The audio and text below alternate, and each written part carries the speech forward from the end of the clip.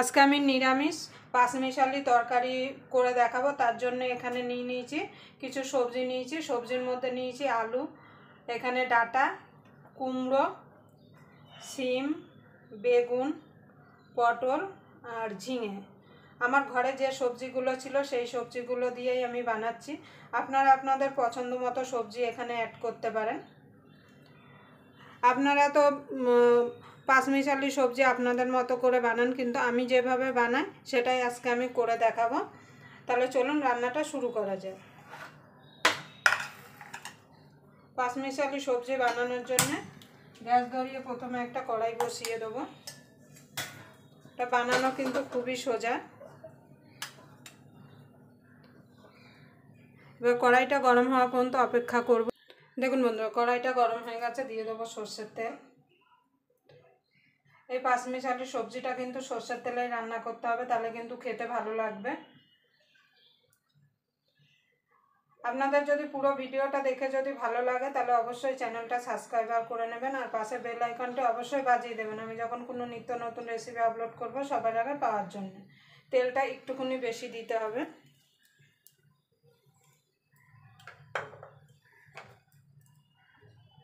দেখুন তেলটা গরম হয়ে গেছে, বাদামটা ভেজে নেব। আমি এখানে বাদাম দিচ্ছি, আপনারা বাদামের বদলে কিন্তু ছোলা ভেজানো দিতে পারেন। আমি ছোলাটা ভেজাতে ভুলে গেছি বলে তাই বাদাম দিচ্ছি।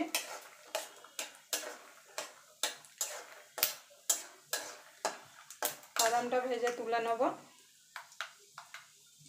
দেখুন বন্ধু, বাদামগুলো ভেজে তুলে নিয়েছি। এই তেলে বাকি রান্নাটা করব, তার জন্য দিয়ে দেবো একটা তেজপাতা ফোড়নে, একটা শুকনো লঙ্কা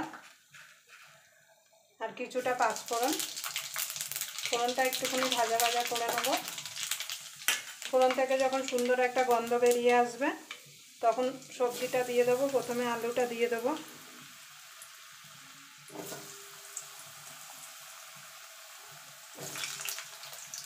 আলুটা একটুখানি নাড়াচাড়া করে নেব।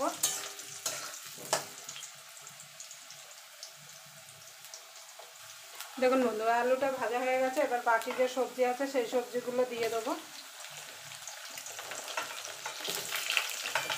আপনারা আপনাদের পছন্দ মতো সবজি, মূলো, রাঙা আলু এসব দিতে পারেন। আমার ঘরে যে সবজি ছিল সেই সবজি দিয়েই আমি বানাচ্ছি। অনেক সময় কিন্তু সবজি আনতে আনতে ঘরে কিন্তু সবজি জমে যায়, তখন এইভাবে আপনারা পাঁচমিশালি একটা নিরামিষ তরকারি বানিয়ে ফেলতে পারেন।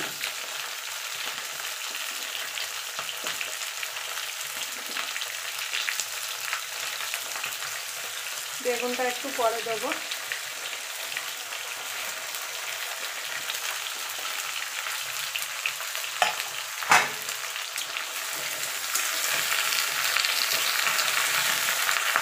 এবার মিশিয়ে নেব।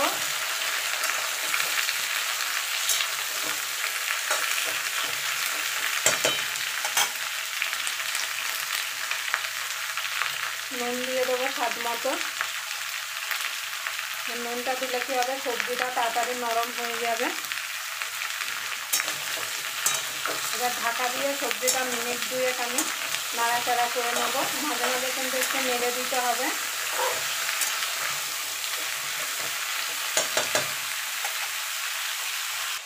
দেখুন বন্ধু, সবজিটা কতটা কমে গেছে। এবার বেগুনটা দিয়ে দেবো।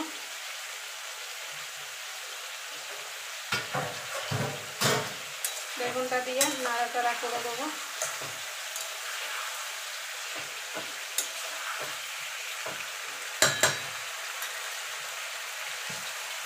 এখানে জিরে আর আদা বাটা আছে, সেটা দিয়ে দেবো। আপনারা জিরে আদা বাটা না দিলে আদা গ্রেট করে আর জিরের গুঁড়ো দিয়ে দিতে পারেন।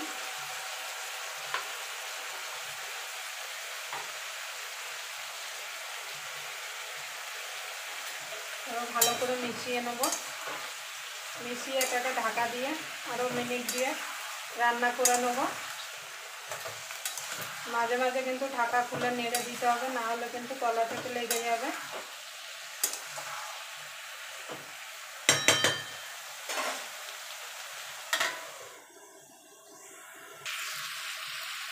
দিয়ে দেবো হলুদ গুঁড়ো রঙের জন্য।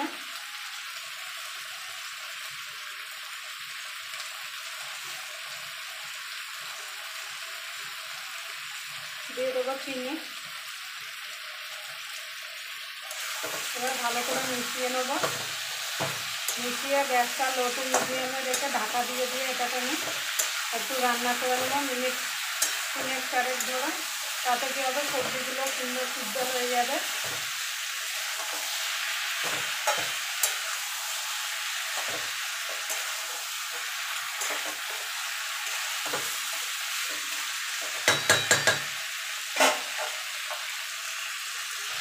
দেখুন বন্ধুরা, সবজিটা মিনিট 3 আমি ঢাকা দিয়ে লো টু মিডিয়ামে রান্না করে নিয়েছি। দেখুন সব সবজি আমার গলে গেছে।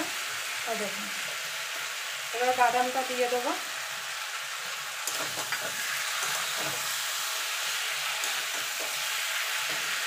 আপনারা চাইলে কিন্তু বড়ি ভেজেও এর মধ্যে দিতে পারেন। এবার অল্প করে জল দিয়ে দেবো।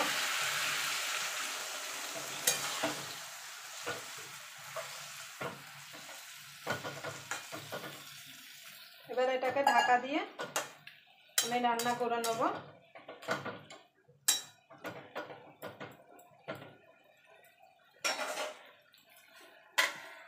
নুন মিষ্টিটা আপনারা অবশ্যই একটু দেখে নেবেন। দেখুন বন্ধুরা, তরকারিটা হয়ে গেছে। দিয়ে দেবো 3টে কাঁচা লঙ্কা চেরা। এর আগে লঙ্কা দিয়েছিলাম কিন্তু আপনাদের দেখাতে পারিনি। এবার ভালো করে মিশিয়ে নেব। দিয়ে দেবো ধনেপাতা।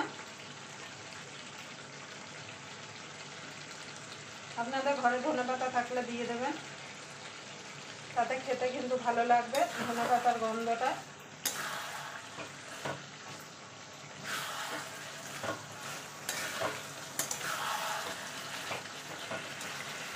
দিয়ে দেবো ভাজা মশলা, ধনের গুঁড়া, গোটা ধনে আর গোটা জিরে শুকনো খোলায় ভেজে গুঁড়ো করে রেখেছিলাম, সেটা দিয়ে দিলাম।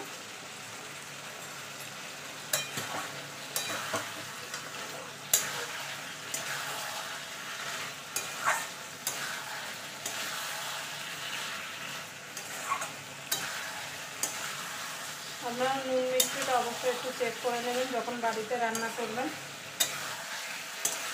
দেখুন কালারটা দেখুন কত সুন্দর এসছে, আর দেখতেও দেখুন কত সুন্দর লাগছে।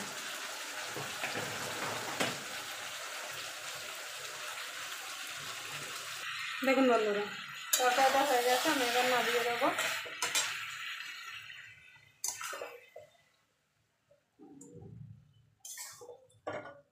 আবার আপনাদের সঙ্গে কোনো নতুন রেসিপি নিয়ে দেখা হবে। ততক্ষণ পর্যন্ত আপনারা ভালো থাকবেন, সুস্থ থাকবেন।